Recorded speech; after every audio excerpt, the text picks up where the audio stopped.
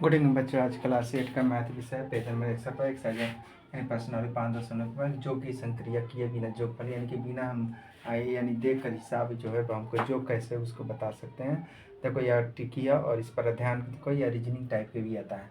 जैसे यहाँ दिया है विषम संख्या यानी कि जैसे 1 3 5 7 9 कै गो है 1 2 3 4 5 यानी पहली 5 विषम संख्याओं का योग यानी 5 का स्क्वायर करेंगे 5 25 आंसर आ जाएगा। ठीक है, पहले लगातार है इसलिए कै गो संख्या आ रहा है 1 2 3 4 5, तो 5 से यानी पहली 5 है तो 5 से स्क्वायर करेंगे।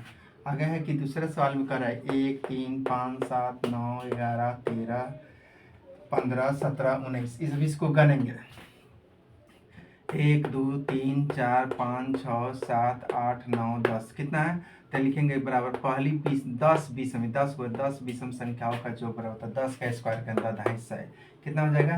ये टोटल जोड़ेगा तो तुमको 100 आएगा, हाई टोटल जोड़ेगा तो 25 आएगा। इस तरह ट्रिकी है। अगला है कि कर रहा है कि देखो 1 3 5 7 9 11 13 15 17 19 21 23, अब इस संख्या को गण लेंगे 1 2 3 4 5 6 7 8 9 10 11 12, तो 12 यानी कि पहली 12 विषम संख्याओं का जो बराबर 12 के यहाँ स्क्वायर करेंगे।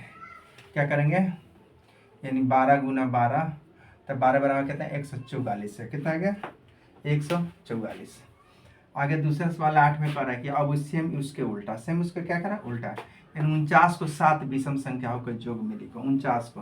तो देखो 49 7 को लिखना है, क्या लिखना है 7 को 1 3 5 7 9 11 13 1 2 3 4 5 6 7। अब तुम लोग इसको जोड़ कर देखो 49 से आएगा, जोड़ कर देखो तो क्या हुआ यहाँ 7 को लिखेंगे 7 विषम संख्याओं को जो 7 7 49 आ गया, यहाँ 7 आएगा क्या हुआ आएगा। जैसे देखो 3 1 4 4 5 9 9 7 16 16 और 9 16 9 25 25 आएगा यानी 36 और 36 तुमको कितना हो जाएगा 13 49। तो इस प्रकार यह जो कर रहा है उतना ही जोड़ेगा। दूसरा संख्या 121 को 11 विषम संख्याओं का कि 121 को कितना कर रहा है 11।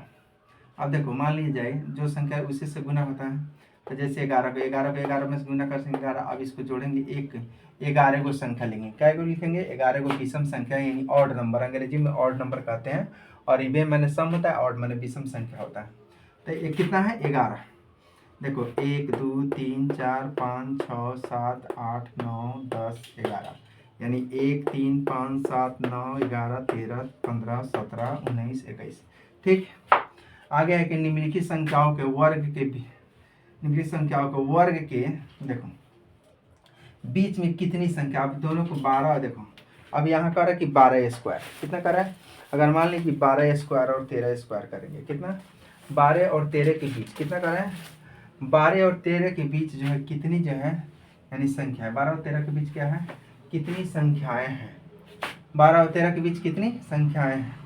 अब मान लीजिए कि 12 और 13 के बीच तो 12 और 13 की तो 12 है लगातार संख्या, इसलिए 12 या 13 के बीच संख्या 12 गुना 2 यानी 24 है। कितनी संख्याओं के बीच में यानी 24 होगा। अगर 25 और 26 दोनों लगातार है यानी 25 और 26 के बीच संख्या, तो 25 और 25 गुना 2 यानी 50 संख्या कितना है। आगे 99 100 दोनों लगातार है यानी कि 99 और 100 के बीच संख्याओं के बीच 99 गुना 2 198। ठीक है, थैंक यू बच्चों।